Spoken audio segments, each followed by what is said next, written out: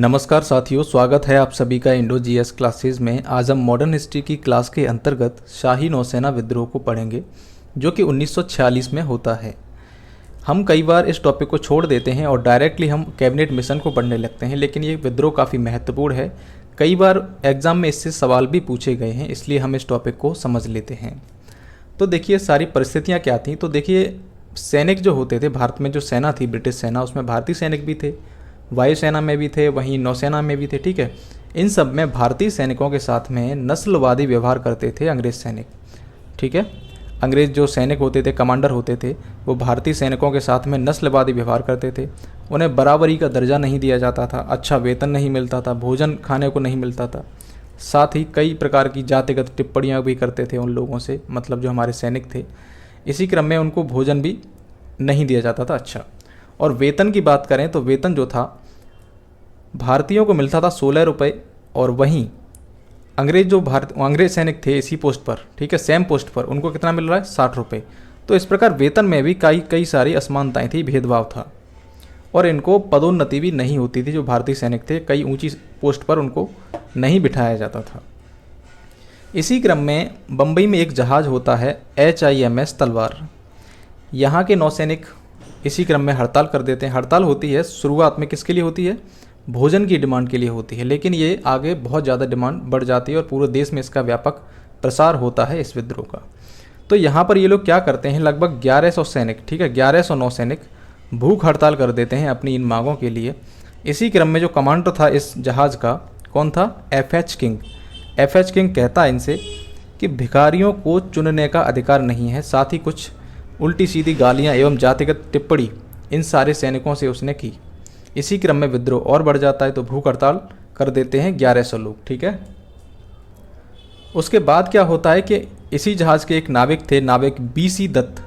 BC Dutt ने जहाज़ की दीवारों पर क्या लिख दिया, अंग्रेज़ों भारत छोड़ो। इसी क्रम में इनको गिरफ्तार कर लिया गया। तो इनकी रिहाई के लिए भी काफ़ी सारे आंदोलन होने लगे उस समय। तो ये बात कब की है, 18 फरवरी 1946 की ये सारी घटना है कि 1100 भारतीय नौसैनिकों ने भूख हड़ताल प्रारंभ कर दी थी।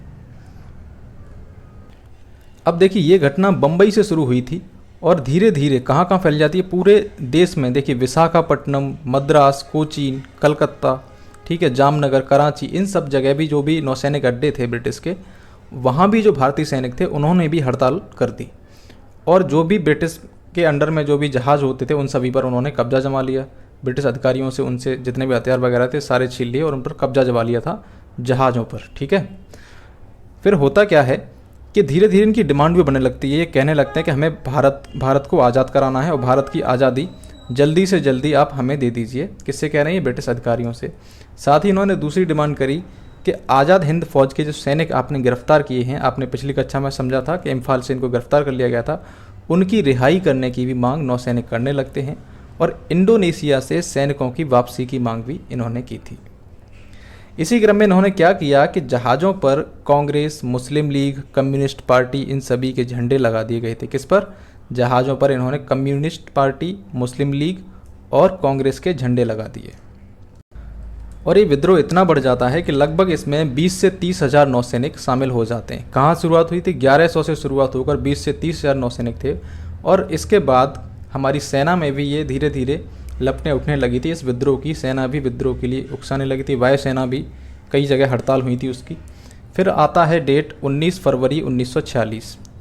यहाँ पर क्या होता है, केंद्रीय नौसेना हड़ताल समिति का गठन करते हैं ये लोग। किसके नेतृत्व में, MS खान के नेतृत्व में केंद्रीय नौसेना हड़ताल समिति का गठन किया जाता है अगले ही दिन 19 फरवरी को।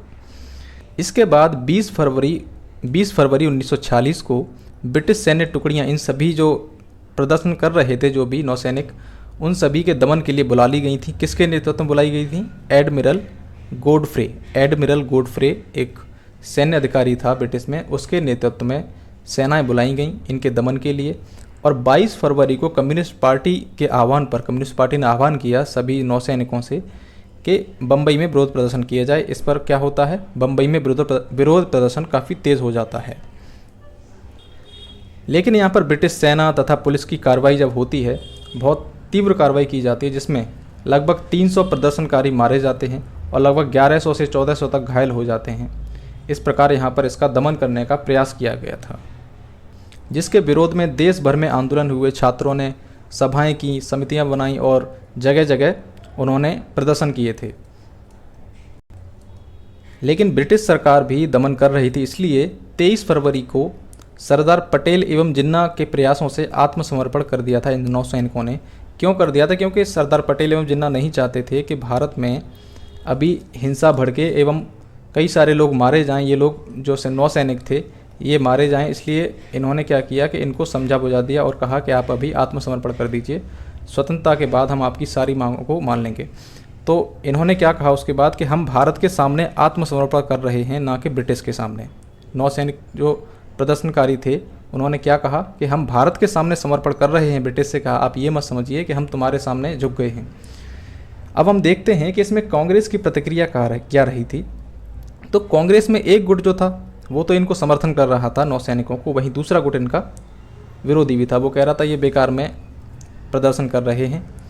तो देखिए कांग्रेस का जो समाजवादी गुट था उसमें अच्युत पटवर्धन और अरुणा आसफ अली, इन सब ने तो इनका समर्थन किया था। हालांकि जो गांधी जी भी हैं उन्होंने भी इन नौसैनिकों का समर्थन नहीं किया था। उन्होंने कहा था हिंसात्मक कार्रवाई के लिए हिंदू मुसलमानों का एक साथ आना एक अपवित्र बात है। और नौसैनिकों की निंदा करते हुए उन्होंने कहा कि यदि उन्हें कोई शिकायत है तो अपनी चुपचाप नौकरी छोड़ दें। मतलब गांधी जी ये कह रहे थे अगर उन्हें शिकायत है कोई तो आप चुपचाप नौकरी छोड़ दीजिए, आप विरोध प्रदर्शन क्यों कर रहे हैं इस समय। लेकिन इस बात का जवाब कौन देती हैं? अरुणा आसफ अली इन सभी बातों का जो कांग्रेसी कदर नेता कर रहे थे। उन्होंने कहा कि नौसैनिकों से नौकरी छोड़ने की बात कहना उन कांग्रेसियों के मुंह से शोभा नहीं देता जो खुद को विधायिका में जा रहे हैं। मतलब जो कांग्रेसी थे वो तो खुद विधायिका में जा रहे हैं, लेकिन नौसैनिकों से क्या कह रहे हैं कि आप नौकरी छोड़ दीजिए। अब देखिए विद्रोह का प्रभाव क्या रहा था। तो देखिए 1967 में भारतीय स्वतंत्रता की 20वीं वर्षगांठ पर एक संगोष्ठी हो रही थी। उसमें चर्चा के दौरान ब्रिटिश उच्चायुक्त थे उस समय के, तो जॉन फ्रीमैन ने क्या कहा कि 1946 के विद्रोह ने 1857 के विद्रोह की याद दिला दी थी। मतलब विद्रोह बहुत ज़्यादा तीव्र था जैसे कि 1857 में था। ब्रिटिश सरकार को डर था कि अगर 2.5 मिलियन भारतीय सैनिक, मतलब अगर सारी भारतीय जो सैनिक हैं वो इकट्ठे हो चुके हैं, अगर ये लोग सब मिलकर विद्रोह में भाग लेंगे तो ब्रिटिश में से कोई भी नहीं बच पाएगा। और उन्हें मतलब जो ब्रिटिश के लास्ट व्यक्ति हैं यहाँ पर, जो भी सैनिक हैं ब्रिटिश के यहाँ पर, एक एक को ये लोग मार डालेंगे। इतना खौफ भर गया था ब्रिटिश के दिमाग में इस विद्रोह से। तो इस प्रकार आपने शाही नौसेना विद्रोह को समझ लिया है। आशा करते हैं आपको ये टॉपिक समझ में आया होगा। मिलते हैं आपसे एक नए वीडियो में। अगर आपको ये वीडियो पसंद आया है तो वीडियो को लाइक करें, चैनल को सब्सक्राइब करें। धन्यवाद।